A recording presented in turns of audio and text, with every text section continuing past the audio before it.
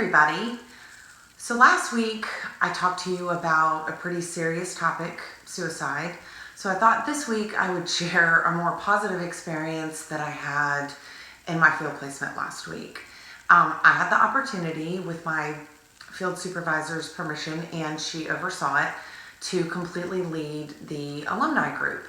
And this particular alumni group, though it's within the eating disorder context, they try and talk about more life stuff and moving forward in life and not letting an eating disorder dictate what you're doing or still continue to be your whole identity.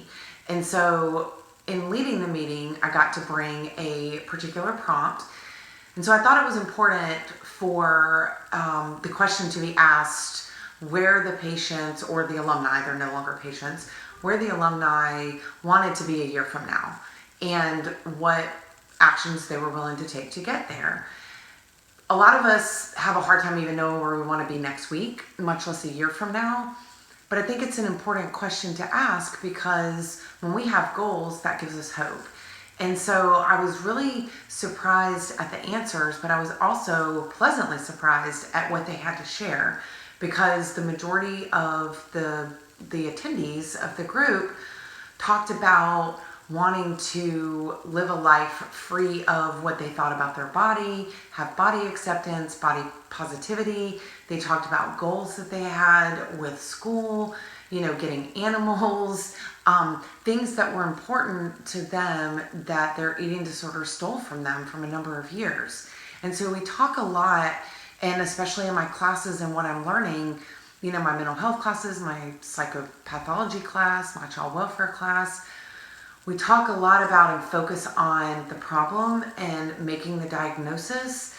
And while we do touch on treatment options, I feel like we don't talk enough about the recovery process. And once people actually move forward and move out of living in that, the hopelessness of the illness that they're suffering from, and that, initial diagnosis and how that makes them feel. And then they begin the treatment process, which is still difficult because a lot of times it gets worse before it gets better.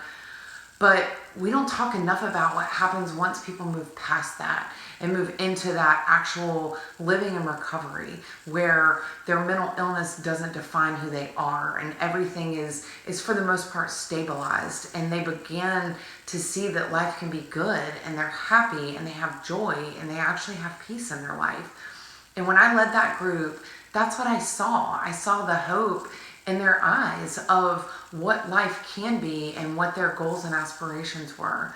And that was an amazing experience. And to be honest, that was something that I am so glad was my first time leading a complete meeting, that was the experience that I had. And so I wanted to share that with you because last week again was a serious topic.